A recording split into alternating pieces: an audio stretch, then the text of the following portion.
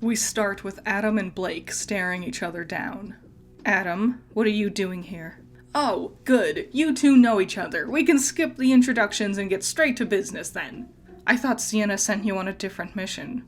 That is why we're here. We're hunting down the heir to the Schnee family. Blake raises an eyebrow but says nothing. On our trip here, we were in a cargo hold with a Paladin shipment, and Talk here hired us to help get our hands on it. She gets her info, and the White Fang gets to keep the mech.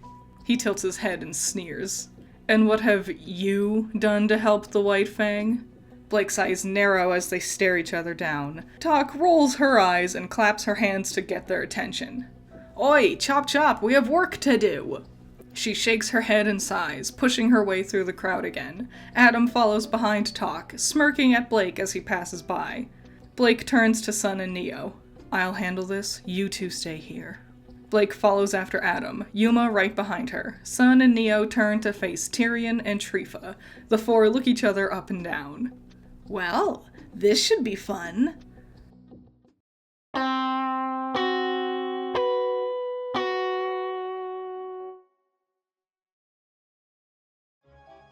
We cut over to Team Posey in the noodle shop. Penny is reading one of Milsha's fashion magazines while she eats her spicy hot noodles. I admit, I'm not really into fashion that much. I just kinda wear whatever I like. Just another good excuse for us to go shopping for prom dresses together. I love studying fashion. So many people don't appreciate the intricate details and nuance that go into constructing a well-designed outfit. Not just the colors and shape, but the stitching itself can completely change the concept of the design. Wow, Penny, I didn't know you were into this stuff. Oh well, what it really is, I spend a lot of time around dolls and puppets. I really love paying attention to the designs of their clothes. Weiss glances nervously at the ominous text on her scroll. Penny nudges her arm. Are you okay? You seem distracted. It's nothing. She says this curtly, tucking her scroll back into her pocket. Penny gives her a sidelong glance, then scoops up another huge pile of steaming hot noodles. Weiss shivers. How can you eat spicy stuff like that? It looks like it doesn't even bother you. Penny glances at Weiss, then turns towards her meal again. It's nothing. I know you're bummed Sun isn't here, but I bet you're a bit relieved Blake couldn't make it though. Weiss grimaces, shrugging in agreement. Blake means no harm. She's just been through a lot, you know? I think Annie Faunus could tell you that. Ilya nods in agreeance. Weiss thinks over her words, picking at her meal thoughtfully. Milsha stands up. I'm gonna run to the restroom. Again? Didn't you just go? Sorry, maybe it was something I ate. Milsha hurries to the restroom and hides inside a stall. Her eyes glow again as her semblance activates. She looks across the heat signatures and finds the large crowd of people in the Tipsy Cow. She spots a few heat signatures walking away from the crowd towards a large, cold object. As she watches the four heat signatures approach the object, we cut back over to Blake. We watch as Blake, Talk, Yuma, and Adam approach a large Paladin mech. Talk points to the open hatch where the driver's seat is. This thing is designed to recognize certain people or objects. That way, it doesn't hit friendlies or local buildings when in the field. We need that technology, but on a smaller scale. Usually, Torchwick would handle the stupid computer crap, but unfortunately, he got arrested. Right, kitty cat? Blake frowns at Talk and the older woman approaches her.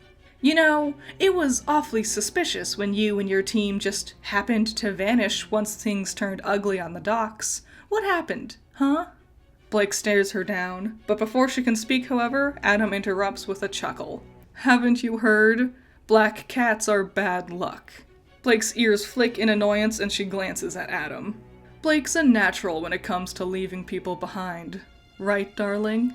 Are we getting this job done or not? She pushes past Talk and crawls into the driver's seat of the mech. With a swift flap of his wings, Yuma gets up there too, standing on the machine, looking over Blake's shoulder. Blake flips a switch and the Paladin suddenly lights up as it powers on. Back with Milsha's heat vision, she also sees as the large dark object lights up with heat as the Paladin activates its engines. She clenches her fists and her eyes turn to normal and she hurries back out of the bathroom.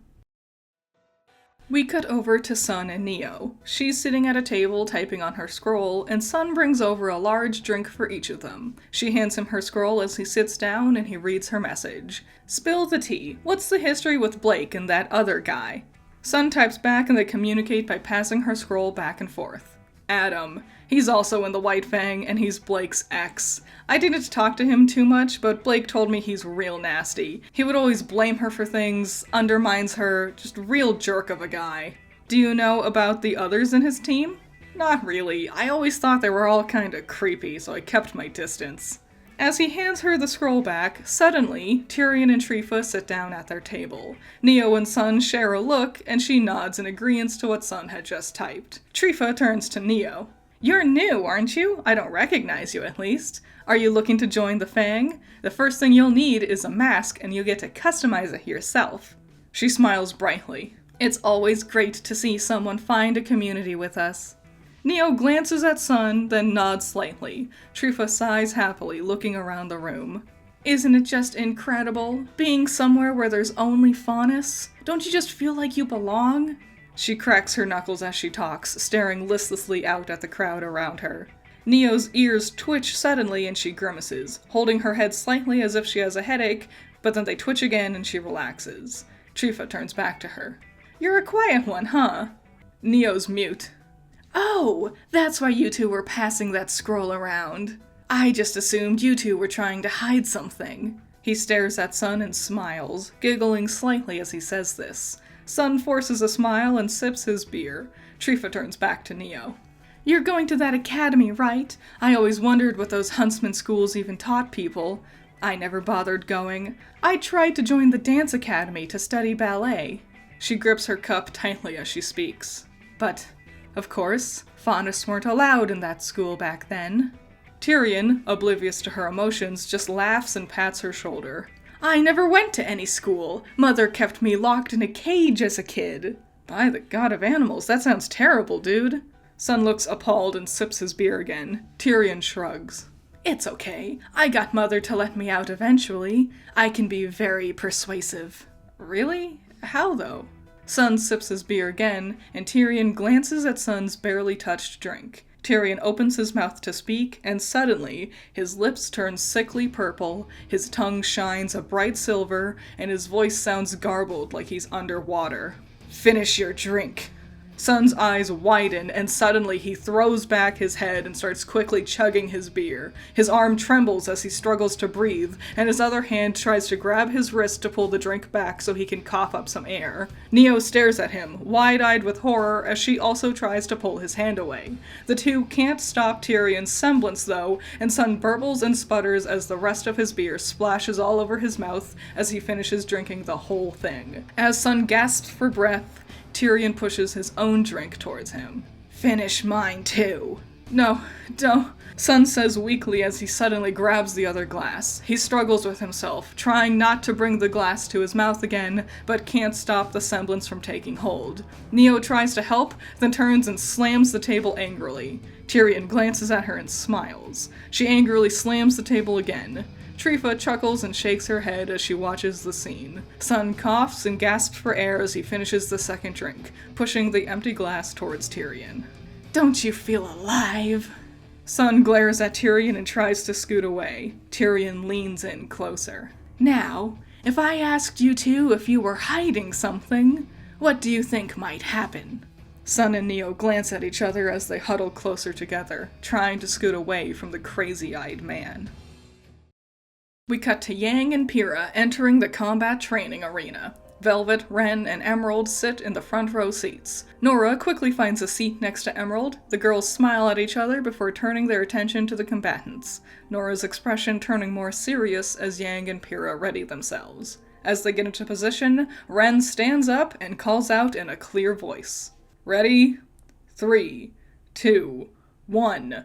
Begin! Yang instantly starts launching bullets at Pyrrha, who quickly tucks behind her shield. She fires her rifle at Yang, who uses her gauntlets to propel herself out of the way of Pyrrha's gunfire. With another blast from her gauntlets, Yang throws herself up into the air and over Pyrrha. Pyrrha's rifle transforms into a spear, and she rolls just in time to avoid Yang's flying punch. Yang reels back and throws another fist, but Pyrrha blocks it with her shield. She spins and kicks a leg out from underneath Yang. Yang falls and hits her back hard, then grits her teeth and does a kick spin, sweeping Pyrrha's legs out from underneath her.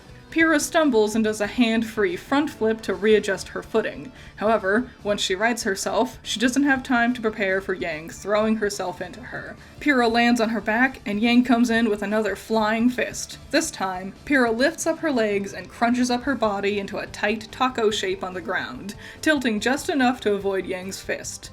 Pyrrha then uses the tilt to throw her whole body back upward and jump onto Yang's shoulder and kicks off of her. Yang stumbles, and Pyrrha lands and delivers one swift kick. Yang has time to right herself and lift an arm, shielding herself with her gauntlets as Pyrrha's boot collides with her arm. Pyrrha smiles, caught off guard by Yang's block.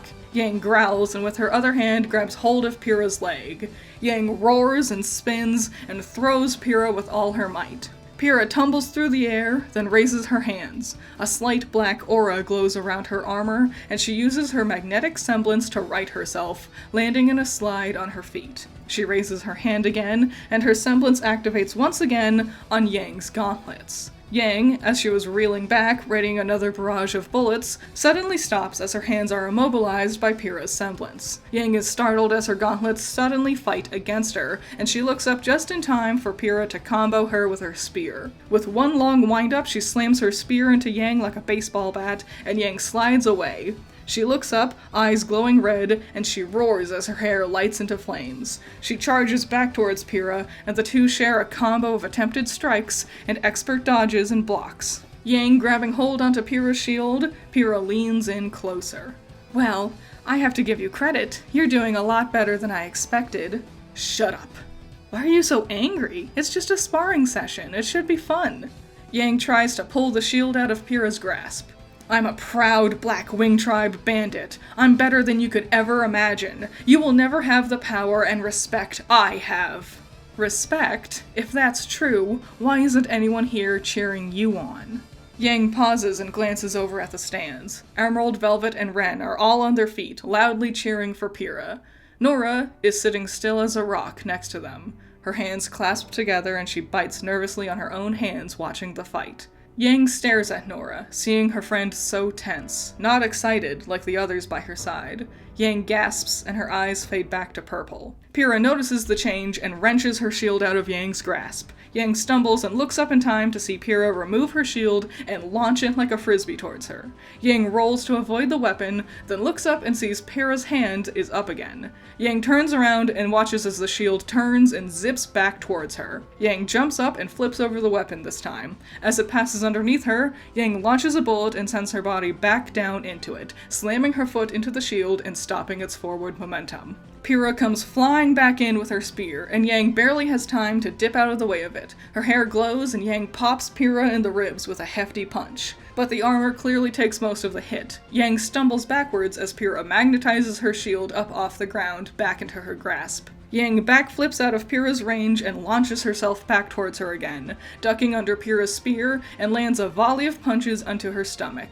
Pyrrha tosses her spear and brings her fists together, slamming them into the back of Yang's head. Yang tumbles over, dizzy from the hit. Pyrrha magnetizes the spear back into her hand, twirling it with a flourish as she approaches Yang. Yang shakes her head and throws herself up, grabbing onto Pyrrha's shield to pull herself into her. Pyrrha's spear changes into a sword, and she holds up the blade to Yang, readying herself for the blonde's incoming attack. With one hand, Yang grabs onto Pyrrha's collar, and the other one grabs onto Pyrrha's hand, so now both of them are holding onto the sword. Pyrrha lets go of her shield and grabs the back of Yang's head. Pyrrha tries pushing the blade towards Yang's neck, but Yang pushes it back towards Pyrrha's. The girls try pushing the sword back and forth, trying to get control over the weapon.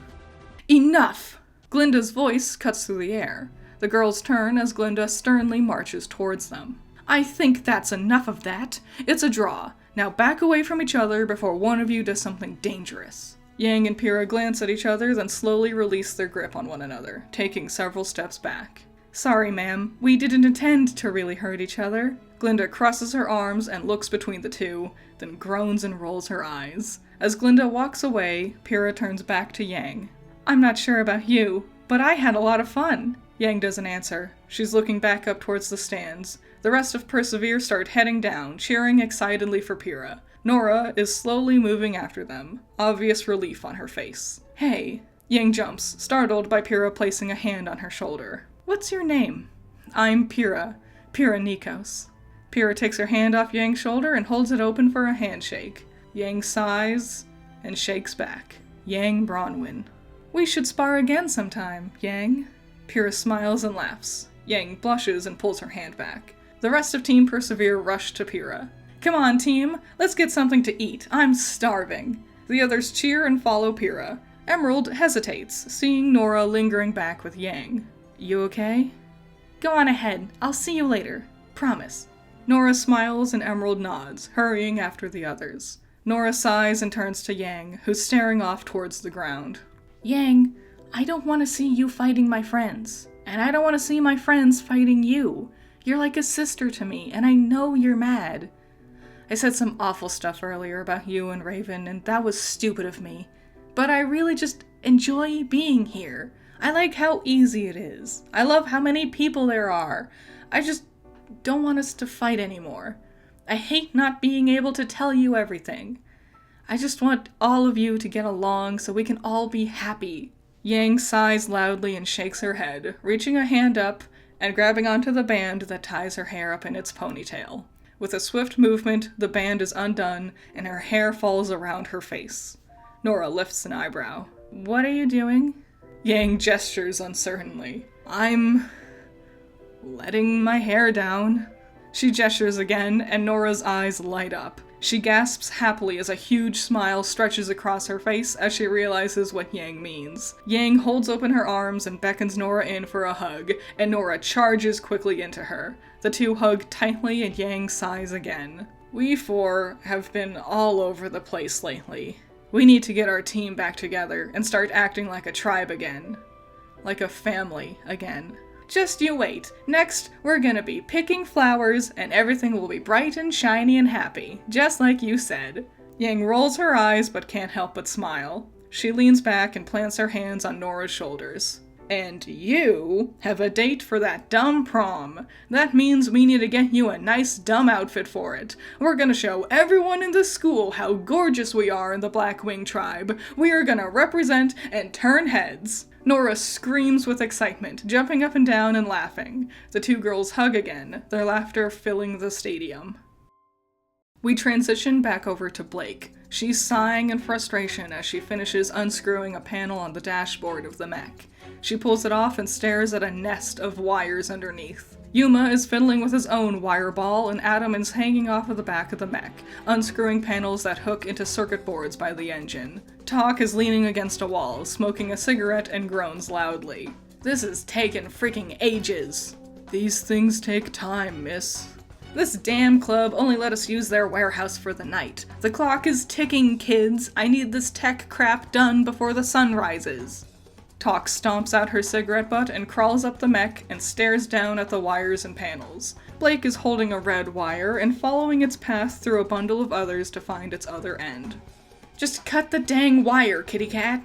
Don't call me that, and cutting it won't help. I'm trying to turn off this override panel. Before she can finish her sentence, Talk leans forward, grabs the red wire from Blake, and bites into it with her teeth. The panel flickers, and the screen says, Override reconfigured. Enter new password.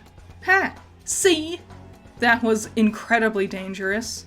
At least I'm getting this shit done. Oh, do you want to do this then? Yeah, I do. Move over, furball. Blake jumps out of the way as Talk climbs into the pilot's seat of the mech. Yuma sighs and leans out of her way. Ma'am, this is a delicate operation we're doing here. Could you please just stay back and let us handle this? Talk pulls out a sword and jams it into the control panel in front of her. Suddenly, all the lights in the mech flash red and the machine roars. A huge plume of black smoke erupts from the panels Adam was working on and he falls back, coughing and waving away the smoke from his face. Yuma and Blake jump back away from the mech. It hums and starts to teeter from side to side. Talk punches the buttons and controls wildly. Talk, turn it off. It's the switch on your left. Talk turns to her right. No, your other left! Before Blake can finish her sentence, Talk smacks a switch, and the paladin suddenly and extremely quickly charges forward. Shout out to the fan art. You're always amazing and cool, and I always really appreciate it. You guys are so fun and creative, and I love everything you do, and it's always so cool, and you should show them so much love because this is so neat, and everyone should talk about how cool this fan art is because it's really good. And shout out to my $10 patrons. You're all amazing. Andrew, Valhalla Knight, Chamomile, Classy Critic, Genital War Thunder, Jake, Amber, Scaring Crows, Not All That Evil, Holly, Messiah, Jacob, Ben's Sketchbook, Rain, Trash, Wild Pilot, Josh, Twisty, Juan, Bunkin Duncan, Hoodie Angel, Ranger, Sean, Primaroon, Overhypen, Lavaros, Knight, Plague, Tyrene, Thanos, Pandemonium, Peter, Aguirre, Shahid, Eden, The Eliza, Doki Pokey, Moon of Blues, Spencer, Bargus Blue, Cage the Mage, Zappy, and Wolfgang. What'd you think of that fight? I learned V-Roid and V-posing for that. What do you think? I'm still figuring it out. If you have advice, let me know. I think it was fun, and I'm excited, and this is exciting. RWBY, I can't wait. We're really in it now. It's gonna be so fun for the next episode. I loved this episode. I want to know what you think. What did you like? What did you not like? Let me know. Thoughts, theories, opinions, advice, any and all things you have to say. Leave them in the comments. And I'll see you in the next one. Bye-bye.